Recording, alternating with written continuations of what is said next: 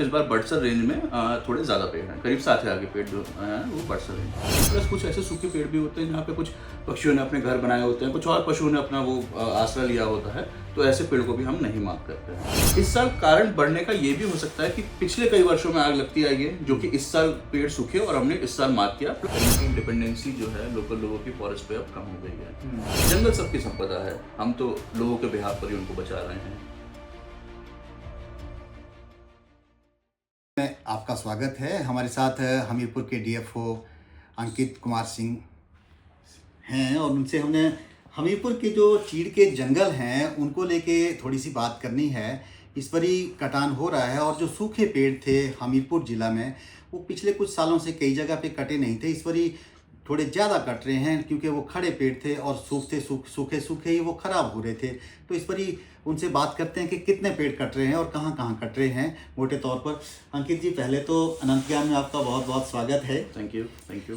अभी कितना पेड़ इस पर ही कट रहा है जो सूखा पेड़ है चीड़ का? पूरे डिस्ट्रिक्ट में इस बार अराउंड 26,000 पेड़ जो है वो मार्क हुए हैं, कॉर्पोरेशन को हैंड ओवर हुए हैं काटने के लिए। सूखे पेड़ हैं टोटल। और इसमें सबसे ज़्यादा कौन सी बीट में हो सकते हैं? बीट वाइज तो नहीं है, बट हम जैसे रेंज वाइज हम करते हैं, तो इस बार बड़सर रेंज में थोड़े ज़्यादा पेड़ हैं, करीब 7,000 के पेड़ जो हैं वो बड़सर रेंज में हैं। अच्छा, कुछ जगह जो पेड़ खड़े रहते हैं लेकिन पिछले कई सालों से जो नहीं कट पाते हैं, उनकी कारण क्या रहता है? देखिए, कई बार क्या होता है कि पेड़ जो होता है, सूखा पेड़, वो ऐसी जगह पर होता है, मान लीजिए किसी नाले के किनारे है या फिर किसी ऐसी जगह पर है जहाँ पर वो सॉइल को होल्ड किया हुआ है, तो हम इस तरीके के पेड़ जो है वो मार्क नहीं करते हैं। हमारी कोशिश ये नहीं होती कि हम पूरे ही सूखे पेड़ साफ कर दें, हम साइड के हिसाब से देखते हैं। प्लस कुछ ऐसे सूखे पेड़ भी होते हैं जहाँ पे कुछ पक्षियों ने अपने घर बनाए होते हैं, कुछ और पशुओं ने अपना वो आसरा लिया होता है, तो ऐसे पेड़ को भी हम नहीं मार्क करते हैं।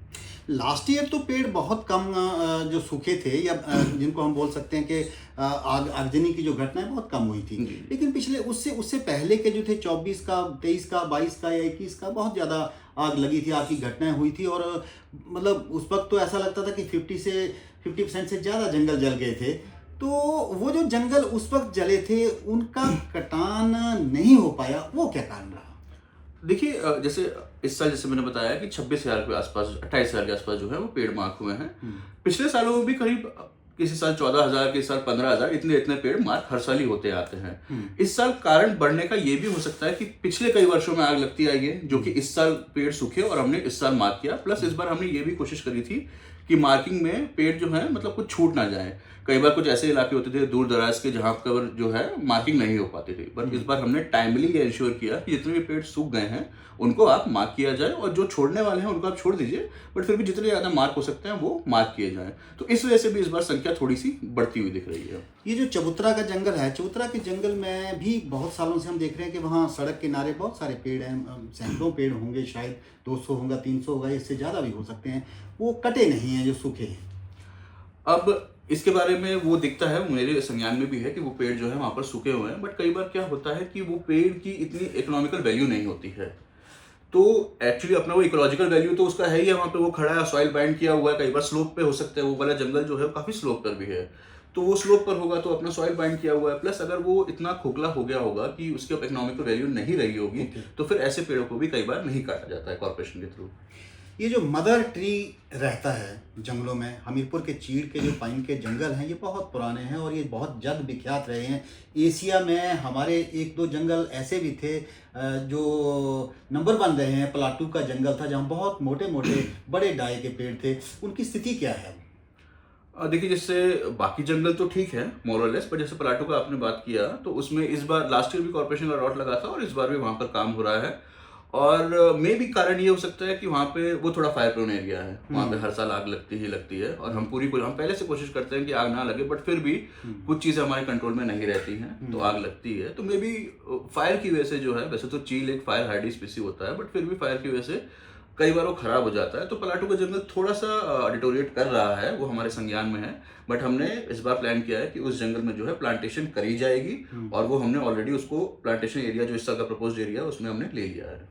चीड़ के जो पाइन ट्रीज को लेके अभी पिछले कुछ सालों से तो आपकी प्लांटेशन नहीं हो रही है, पर प्लाटू के जंगल में करेंगे। यही स्थिति जो है वो देवसित का जो जंगल है, सारे का सारा देवसित से लेके आप बिज्जड़ तक आ जाएंगे तो वो भी बहुत सारा खाली हुआ है। क्या वहाँ भी कोई प्लानिंग है ऐसी?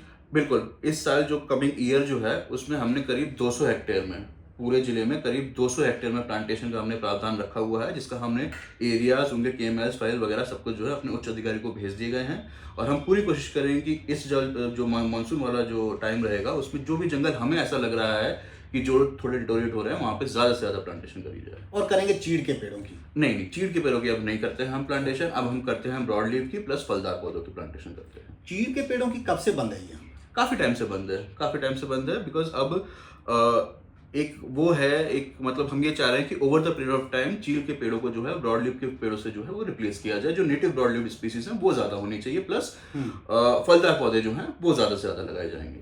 आपकी जो होल एंड बोर प्रणाली थी या फिर रील प्रणाली थी, बेटर कौन सी है? कई बार इस रीजन में जो है वो बाहर से टीमें भी आई हैं और उन्होंने यहाँ अध्ययन भी किया है, फिर एक साल के लिए कुछ जंगलों को, कुछ पेड़ों को भी उसके लिए मार्क किया, पर वो फिजिबल नहीं हो पाया। और रील वाली जो ब्रोजा निकालने वाला सिस्टम है वही लागू रहा है। क्या आपका मतलब क्या था?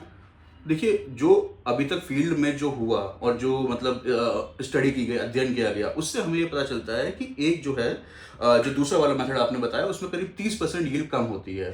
30% यील्ड बहुत ज़्यादा होती है, तो इसीलिए जो ट्रेडिशन जो ये वाला हमारा मेथड है उसी को हम कंटिन्यू करते हैं फॉरेस्ट में, ताकि हमारी यील्ड अच्छी रहे। बस ये सिंपल रीज़न है कि स्टडी में ये पाया गया कि करीब 30% यील्ड कम रहती है दूसरे मेथड में। अभी सर कितना चीड़ का पेड़ है मोटे तौर पर हमीरपुर इस डिवीजन आपके जो जिला है इसमें? अच्छा, अब देखिए, नंबर ऑफ पेड़ तो मैं नहीं बता पाऊंगा, बट ये है कि जैसे हमारे पूरे जिले में करीब 16,000 हेक्टेयर जो है वो जंगल है, UPF और DPF है। इसमें करीब 11,000 हेक्टेयर जो है वो प्राइमरीली चीड़ का जंगल है। तो हम ये कह सकते हैं कि हमीरपुर जिला जो है प्रिडोमिनेटली एक चीड़ फॉरेस्ट एरिया है। और सबसे ज़्यादा जो है वो बड़सर का इलाका है या हमीरपुर के एडजॉइनिंग वाला इलाका है? आपके कुछ बमसन इलाके में भी जो इलाका है उसमें भी चीड़ के पेड़ उगे हैं? चीड़ ऑलमोस्ट हर जगह है, बिकॉज आप देखिए जो एलिवेशन है हमीरपुर जिले का वो ऐसा है कि जो चीड़ के सुटेबल रहता है। तो चीड़ ऑलमोस्ट पूरे जिले में फैला हुआ है, ऐसा नहीं है कि कहीं पे नहीं है, ऑलमोस्ट हर जगह पर चीड़ है ही है। 10 ईयर फेलिंग तो अब बंद हो चुकी है। 10 ईयर फेलिंग अब बंद हो चुकी है, लेकिन उसके अलावा ये जो हमारा खैर का पेड़ है उसकी फेलिंग का क्या सिस्टम रहता है? खैर के पेड़ जो प्राइवेट लैंड में हैं वो 10 ईयर फेलिंग के अंडर गवर्न होते हैं और हर 10 साल में जो है पर्टिकुलर एरियाज खुलते हैं और वहाँ पर जो है जो मालिक होते हैं वो ठेकेदार के थ्रू मार्क करवाते हैं और फिर उनको परमिशन देते हैं काटने की। 10 ईयर फेलिंग प्रोग्राम में गवर्न होते हैं खैर के पेड़। अभी सर फायर सीजन शुरू होने वाला है, बिल्कुल। क्या इंतजाम? पिछले साल भी हुए थे, लेकिन आपके पास आर्थिक का जो एक है, फाइनेंस का जो एक समस्या रहती है वो पिछले साल भी थी, उससे पहले भी रही है, अब की बार क्या है? देखिए, अब जो समस्याएं हैं वो तो रहती हैं हमेशा, बट हमारा कोशिश ये होता है कि जो भी स्थिति है हमारे पास, जो भी रिसोर्सेज है उनको बेस्ट यूज़ किया जाए। तो जैसे पिछले साल तो काफ़ी बारिशें हुई थी, तो हाँ बिल्कुल बच गए थे और जंगलों में आग बहुत ही कम लगी थी, एटलीस्ट हमीरपुर डिवीजन में। बिल्कुल। लेकिन इस साल क्योंकि आपने देखा कि बारिशें कम हुई सर्दियों में और थोड़ा सूखे जैसा माहौल बना हुआ है, तो इस बार हम मतलब ये एक्सपेक्ट कर रहे हैं कि आग शायद थोड़ी ज़्यादा लग सकती है। तो इसीलिए जो है अब जैसे मार्च आ गया है तो मार्च में हमारी जो है तैयारियां शुरू हो जाती हैं। प्राइमरीली जो हमारी फायर लाइन होती हैं उनको साफ करने का काम होगा, प्लस कुछ एरियाज जो हमको पता हैं, जैसा हमने अभी डिस्कस किया, जहाँ पर हर साल आग ज़्यादा लगती है तो उन एरियाज में कंट्रोल बर्निंग करते हैं। मतलब हम खुद ही जो है एक तरफ से इस तरीके से आग लगाते हैं ताकि ज़्यादा फैले भी ना, डैमेज भी कम हो और जो वो सब मटेरियल है वो जल जाए, ये करते हैं। हाँ बताइए। हाँ, वो फायर लाइनें जो डालते हैं ना आप, उसमें कुछ एरिया होता है कि भाई फायर आगे ना जाए या छोटे छोटे टुकड़ों में रह के चली जाए। बिल्कुल, एग्जैक्टली। तो फायर लाइन का पर्पस ये होता है कि मान लीजिए किसी एक तरफ से अगर आग लग गई है तो आग जो है दूसरी तरफ को क्रॉस नहीं करेगी और वहीं पर जब तक वो मटेरियल है तब तक वो जल के वो अपने आप ही आग बुझ जाएगी। लोगों की भागीदारी अब इसमें मिलती नहीं है और लोग प्रभाव भी नहीं मारते हैं, क्योंकि उनके जो हक हकूक थे वो भी नहीं रहे हैं या रहे होंगे, पर उनका वो जो सिस्टम पहले वाला था वो तो रहा नहीं है। जंगलों के प्रति वो इतने संजीदा नहीं रही उनकी जो भावना है। देखिए, ये बात आपने बिल्कुल सही बोली कि कहीं ना कहीं डिपेंडेंसी जो है लोकल लोगों की फॉरेस्ट पे अब कम हो गई है। तो लेकिन लोग ये मानते ज़रूर हैं कि फॉरेस्ट जो है वो उन्हीं का है, कभी भी कोई पे पेड़ कटता है तो हमें कंप्लेंट तो आती है, लेकिन कहीं ना कहीं जब फायर की बात आती है तो हमने भी ये पाया है कि लोग जो हैं अब उतने हेल्पफुल नहीं रहे हैं जितना पहले रहते थे। आते हैं लोग, आते हैं, मतलब हर जगह का ऐसा नहीं है, बट थोड़ा और अगर मदद मिले, थोड़ा और अगर लोगों की तरफ से हमें सहयोग मिले तो काफ़ी बेहतर रहेगा। हम जंगलों को बचाने में जो है सफल रहेंगे, बिकॉज जंगल सबकी संपदा है, हम तो लोगों के बिहाफ पर ही उनको बचा रहे हैं। तो मतलब आपके चैनल के माध्यम से मैं लोगों से रिक्वेस्ट करना चाहूँगा कि एक तो आग की कोई घटना करे ना, यदि कोई करता है तो हमें तुरंत इन्फॉर्म करें, बिकॉज क्या होता है, जब तक कोई एक्शन नहीं होगा तब तक लोग ये करते रहेंगे। लेकिन एक चीज़ है सर कि जब फायर की जो ये घटनाएं होती हैं और पता भी चलता है कि फ़लाँ आदमी की वजह से ये फ़लाँ एरिए में उन्होंने अपनी ज़मीन में आग लगाई थी और उसके बाद जो फैल गई, पर उनके खिलाफ कभी कार्रवाई हुई नहीं है कि बहुत सख्त कानून है इसके लिए। देखिए बिल्कुल इसमें सख्त कानून है, फाइन का प्रावधान है, एफआईआर का भी प्रावधान है, बट प्रॉब्लम ये होती है कि हम उसको प्रॉपरली आइडेंटिफाई नहीं कर पाते हैं। अब जैसा आपने ये वाला केस बोला कि किसी का प्राइवेट लैंड होता है या कुछ घासनी कुछ उस तरीके की होती है, वो लोग वहां पर लगाते हैं और वहां से निकल के जंगल में चली जाती है। ऐसे एरियाज तो हम आइडेंटिफाई कर लेते हैं, बिकॉज आग का एक पैटर्न होता है, हमें दिखता है कि आग कहाँ से चल के आई है, कैसे आई है। तो इन सब एरिया जो इस तरह के केसेस होते हैं वहां पर तो हम एफआईआर करते हैं, बिल्कुल करते हैं FIR। अंत में सर, ये जो आपका हीरानगर का जंगल है ये बहुत पुराना है और सुंदर लगता है। हमीरपुर का ये एक खूबसूरती का जो इसमें मतलब नज़ारा बनता है वो इसी के कारण बनता है, लेकिन ये भी सूख रहा है, बहुत सारे पेड़ सूखे हैं, हर साल आग लगती है। क्या इसको बचाया नहीं जा सकता कुछ अच्छे तरीके से? देखिए हीरानगर जंगल जो है काफ़ी सुंदर जंगल है, और हाँ ये बात आपकी सही है कि ये भी फायर प्रोन है, इसमें भी आग लगती है, बट इसमें भी हमने पीछे प्लांटेशन किया हुआ है और इस साल भी हमने उसको प्रपोज किया है प्लांटेशन में। प्लस एक और जो है, एक कंपनी के साथ जो है सरकार ने MOU साइन किया है, उसमें वो लोग क्या करेंगे कि जो चील पाइन नीडल्स है उसको जंगल से निकाल के बायोचार बनाएंगे। तो उनके को भी हमने जो है प्राइमरली हीरानगर का जंगल ही दिखाया था कि ये देखिए, ये एकदम शहर के मतलब हार्ट में ये जंगल है और आपको सबसे पहले काम जो है यहीं से शुरू करना है, बिकॉज यहाँ पे काफी पाइन नीडल की शेडिंग भी होती है, आपने देखा होगा गर्मी में पूरा सड़क जो है वो भर जाता है। तो उस कंपनी को भी हमने ये बोला है कि प्राइमरली जो है जब भी आप काम शुरू करेंगे, उन्होंने वैसे तो हमको बोला था कि इस साल शुरू करेंगे, मार्च से ही शुरू करेंगे, बट जैसे ही वो लोग आएंगे तो सबसे पहले जो है हम हीरानगर के जंगल को ही साफ करवाएंगे और हमारे ध्यान में है, हम बिल्कुल हीरानगर के जंगल को बचाने की पूरी कोशिश करेंगे। इनकी पत्तियों को लेके बहुत साल पहले भी ये चर्चा हुई कि भाई कोई फैक्ट्री लगेगी या इनको बेचा जाएगा, पर वो अंदाज वो रुचि लोगों की बन नहीं पाई जो होनी चाहिए थी। देखिए पीछे 2016 की जो फॉरेस्ट फायर पॉलिसी थी और उसके बाद भी जो चीज़ें हुई उसमें यही था कि हम इंसेंटिव देंगे प्राइवेट प्लेयर्स को कि आप लोग आएँ, जंगल से ये पाइन नीडल्स कलेक्ट कर रहे हैं और आप जो भी सुटेबल प्रोडक्ट, मार्केटेबल प्रोडक्ट है उसको बनाएं। तो उस समय जो है वो ब्रिकेट्स बनाना शुरू करी गई थी और वो एज अ फ्यूल यूज होती थी इधर सीमेंट फैक्ट्रीज वगैरह वगैरह में। But over the period of time क्या हुआ कि इनका जो कॉस्ट है, कॉस्ट ऑफ प्रोडक्ट जो है वो बढ़ गया और मार्केट में अब इतना प्राइस नहीं मिल पा रहा था, तो इस वजह से वो चीज़ें जो हैं वो बैक साइड पर चली गई। बट अब नए लोग आए हैं, नए आइडियाज़ के साथ आए हैं।